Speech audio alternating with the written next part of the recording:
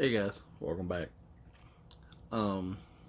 As promised, on this video, and you'll have to excuse my son, he's over there shooting things, and getting all excited, since it is like nearly 100 degrees outside. He's playing with some of his friends.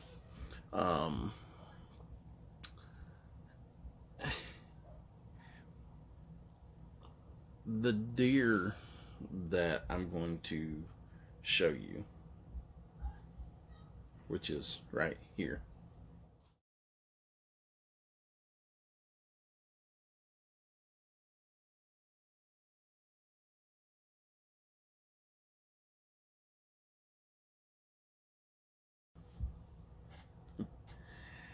that deer was a literal 5-minute hunt, because that's the only time I got to sit in the woods doing it. I'm not sponsored, but could be. I love this. Everybody says that's Texas's official drink. It's mine too. All the time.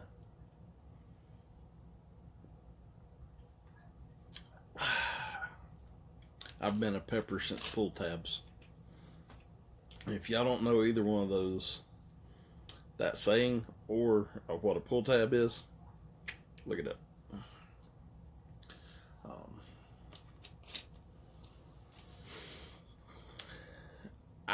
I first started hunting when I was about 12 years old. I went and got my hunter safety card at 12. I was working at a buffet seafood restaurant at 12 years old on the weekends, working on a Thursday, Friday, and Saturday. This was back when things like that weren't open on Sunday. So, when I started working, I was making $2.85 an hour.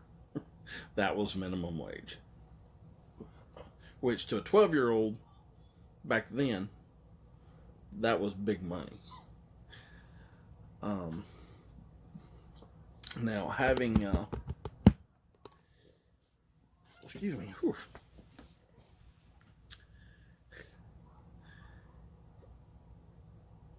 Having been bumped up the minimum wage to $3.10 an hour just about a week after I started, I really thought I was making money then. $3 an hour was, that was a lot. Of course, cost of living was a lot different back then too.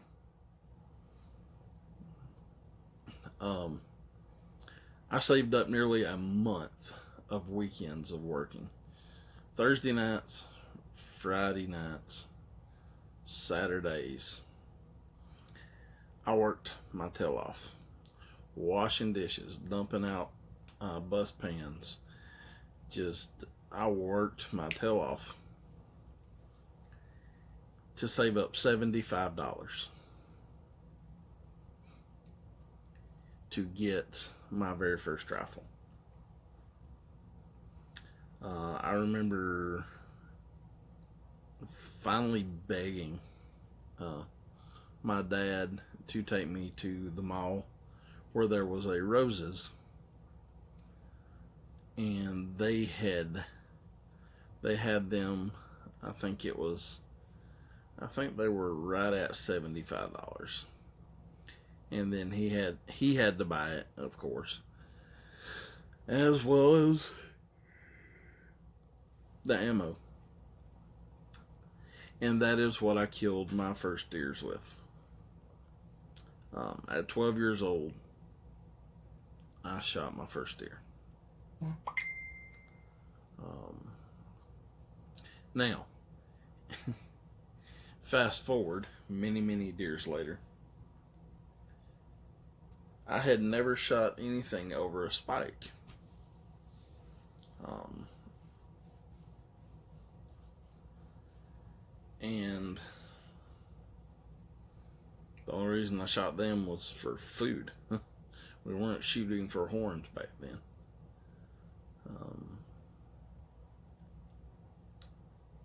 And I really wasn't planning on shooting this one. I'm gonna throw the picture back up here for a second. Let y'all take a look at it. A couple of different pictures.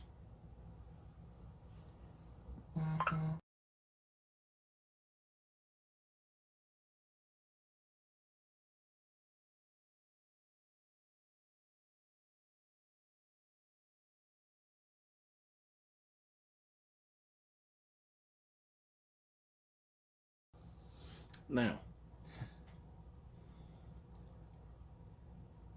as you can see where I found him after I shot him, I literally walked on top of him almost looking for him. He wasn't 25 yards from me, but he was behind a brush pile. There is a blue metal folding chair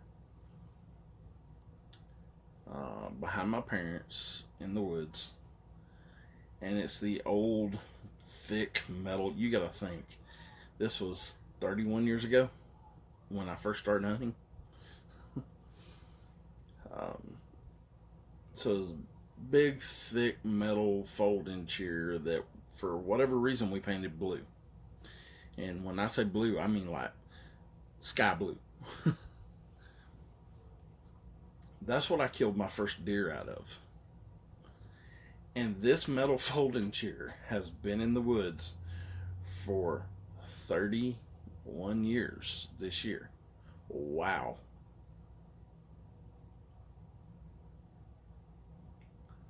I just thought about that. That chair has outlasted a lot of deer stands and everything else. And it's still right down there where, not in the original spot, but it's still down there being hunted out of because I hunt out of it. But anyway, I digress.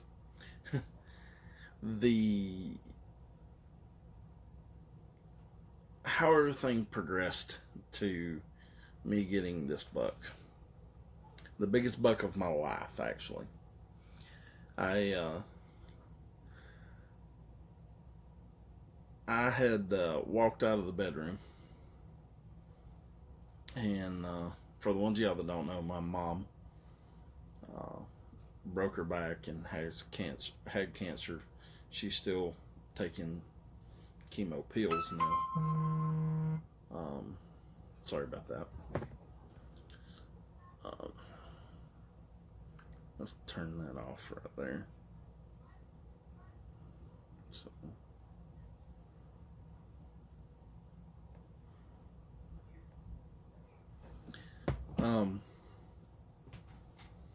but I walked out of my bedroom because I'm the only one that could lift Mama into the bed and take her to the bathroom, get her on off the toilet and such at the time. But my brother-in-law was sitting in there, and he asked me when doe days were. I told him, and it just so happened to be a doe day, as I looked it up and told him. And I went in there, got on my clothes, and it was windy. God, it was windy. If they ever tell you deer don't move in the wind, yeah, I'm talking. It was a steady 10 miles an hour or better, with gusts of 20 to 25. I'm sure. I remember it being extremely windy, and I was like, I'm not going to see anything down here, but I'm going down here just to sit, relax, if nothing else. I asked my son if he wanted to go with me. He said no, he was going to stay up here and play. Okay. So I take off down in the woods.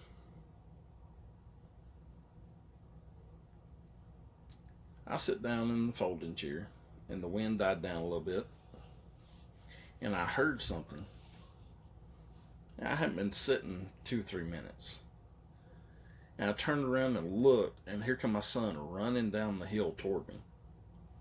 I'm like, what are you doing? He said, Uncle Brian brought me down here because I wanted to come down here with you. Well, you need to go get on some camouflage clothes. So he went up there to change clothes. And it was cool out. I do mean cool. Especially with that wind blowing. My son come back down there with no jacket on. And this was like nearly 5 years ago, I think now. And he had on a short sleeve camouflage shirt and his camouflage pants. So I said, let's go back up here, get you a chair, get your jacket, and then we'll come back down here and sit and hunt. Okay, Daddy. So we go back down, or start heading back down there after we got his jacket. I got him a chair because I really didn't figure we was gonna catch anything, see anything anyway. So I had the shotgun. We got down there, or started going down there, and my aunt and her daughter and her grandson pulled up at the house, and they came to see my mom. So my son naturally wanted to stay and play, and I told him that was fine. He wanted to stay up here and play. He could stay up here and play, but not to come back down into the woods because I was hunting. I didn't want him to scare something off or whatnot. He said, okay, Dad. So here I go, trucking back down there. I get down there to the chair. I sit down. I get comfortable. And I'm sitting right under a tree, big oak tree. And it's kind of clear out in front of me and over to my left. And we have what we call broom straw. And broom straw is just a brown weed. Almost looks like wheat, somewhat. And it's about waist high. And I'm shooting double-aught buckshot in that shotgun. So I'm loaded up and I'm ready. And I'm sitting there with the gun across my lap. And I figured I'd grunt. I did a young buck, an old buck, and a doe. And if I'm not mistaken, in that order. Or it may have been the doe and then the young buck and then the old buck. At any rate, apparently I did it just right. Because I got done grunt. I just grunted one time each for each one of them. I looked to my right, didn't see anything. Looked to my left, didn't see anything. Looked back to my right, off down through the little valley there, didn't see anything. Looked back to my left, and there he come, sneaking. He had his head down. He was going to try to come in there and steal that doe. And he stopped probably 15 yards from me. And in doing so, I raised up and I popped him.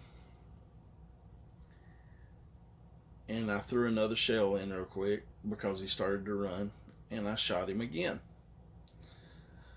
The first shot would have done him in, but it would have took a while. I had good shot placement. I would have been tracking him for a little bit. The second shot, one of the pellets actually hit him in the spine. And if you look real close in the picture, with the gun leaned up on the horns, you can see the one spot on his back where that one pellet hit as he was running, because he was quartering away from me and I shot at this angle. I know it's hard to see. The light sucks in here. I know. I'm sorry, guys. We're going to work on getting some better lighting and a better setup here. But as he was coming across, and I was looking this way when I shot him the first time, it was almost a full broadside shot. As he started taking off running, I turned, and then I shot again this way across him, and him quartering away almost, and he disappeared. And I sat there and I shook. I wasn't cold because I had on everything. It wasn't that cold, but it was cool. But I was shaking from excitement because I had never shot a big buck. And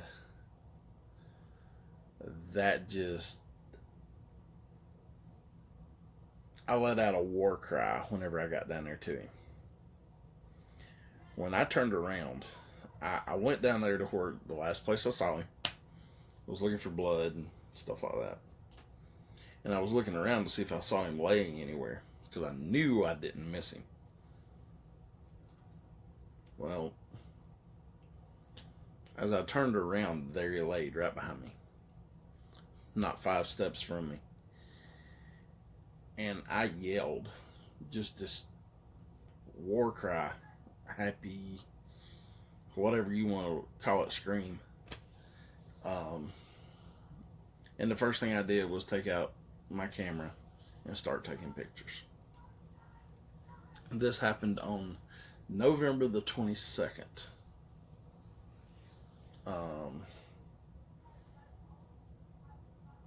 And I cannot remember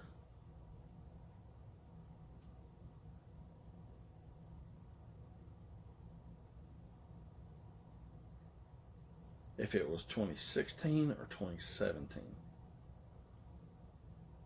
I want to say it was 2017. At any rate,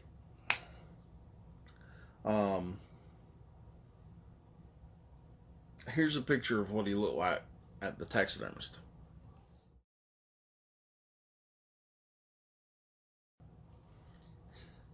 Now, in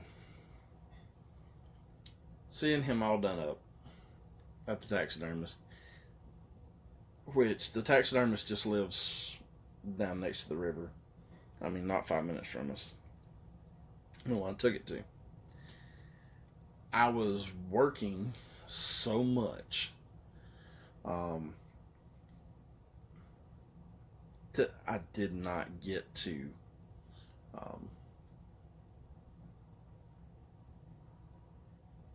go pick him up.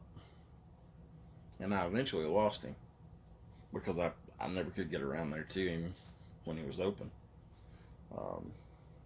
And I hate that. Somewhere somebody has my buck, and I hope they enjoy it, because that was the buck of my lifetime.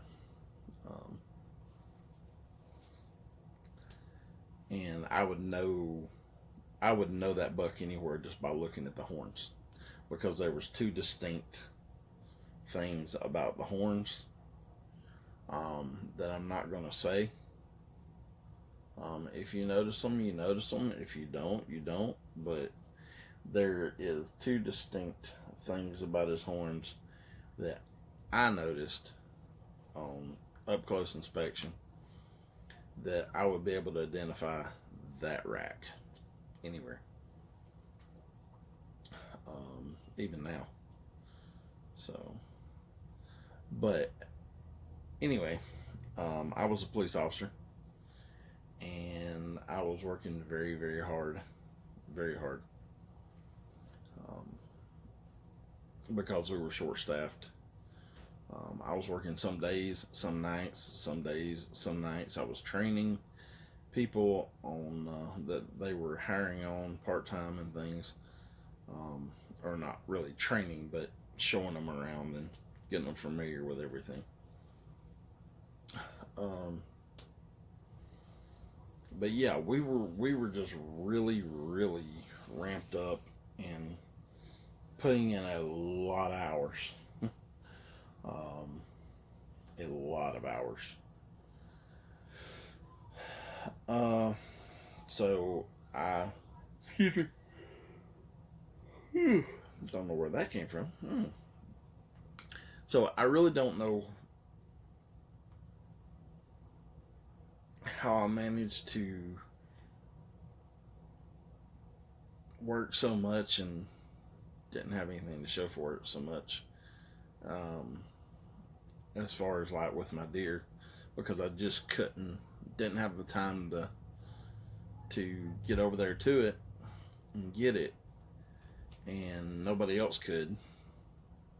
So it was just one of those things of one thing led into another, and it completely went out of my mind.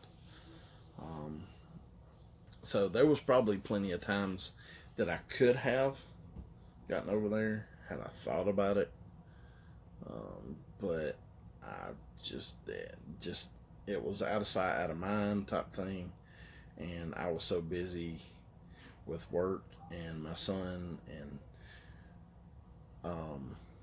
at that point in time, his mama had went to Louisiana and was living in Louisiana,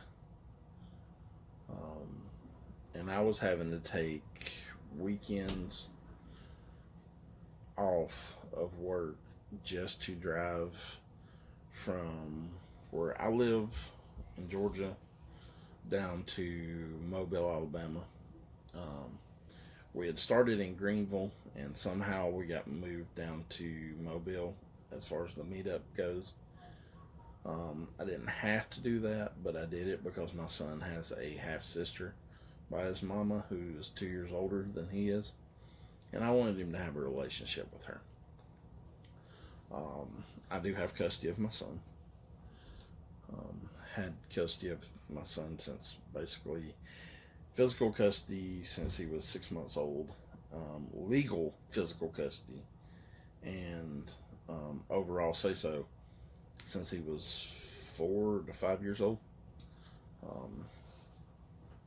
So at that point in time, once I got full legal custody through the courts, she decided she was moving to Louisiana with her family. Or back to Louisiana, I should say. Then she had moved back after that. But at any rate, yeah, that's how I lost my buck, and I really wished I could find it again. It would be fun, it'd be great. I mean, I've got my fish on the walls. I would love to have my buck back, but chance of that happening is slim to none. So, as I'm gonna draw this to a close because it's been a while.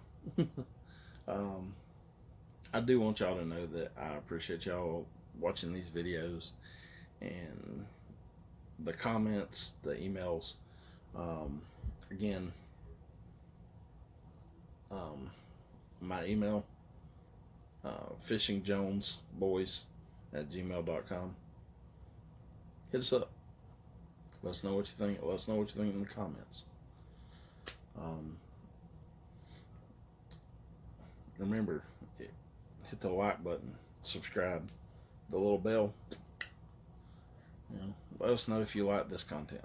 Let us know if you like hearing these stories.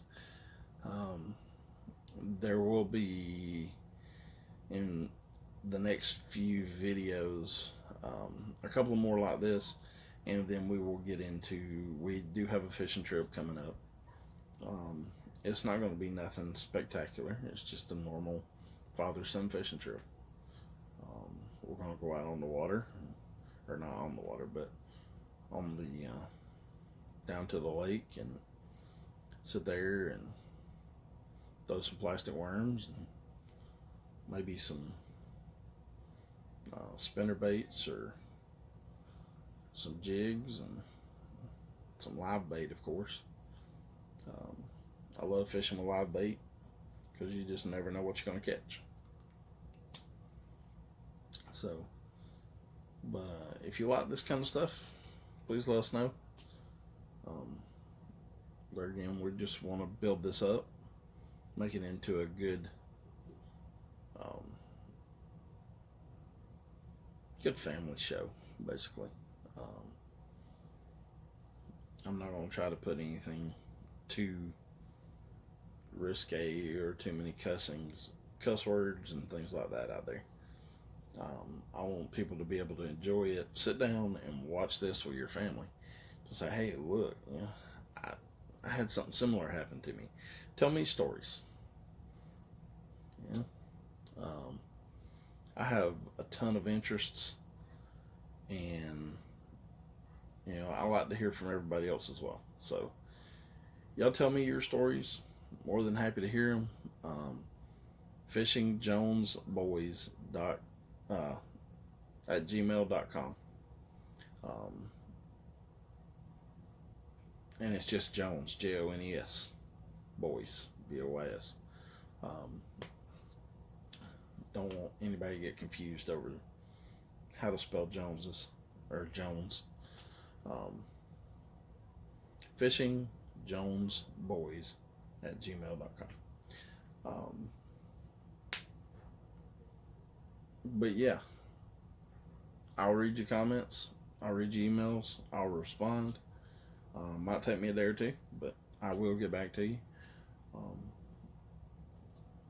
If y'all know of anybody wanting to get rid of a decent boat,